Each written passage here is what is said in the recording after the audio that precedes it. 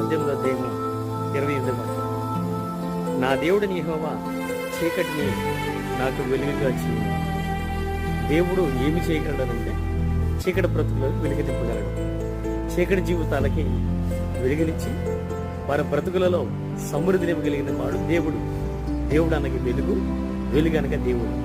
ఆ దేవుని ఎద్దకి ఎవరొస్తారో వారి జీవితాలలో వెలుగు నింపి వారి బ్రతుకులను సమృద్ధి నింపడము దేవుడి వశంలో ఉన్నది. కాబట్టి దావీదంటాడు, నా చీకటిని నా దేవుడిని యెహోవా వెలుగుగా మార్చుతాడని.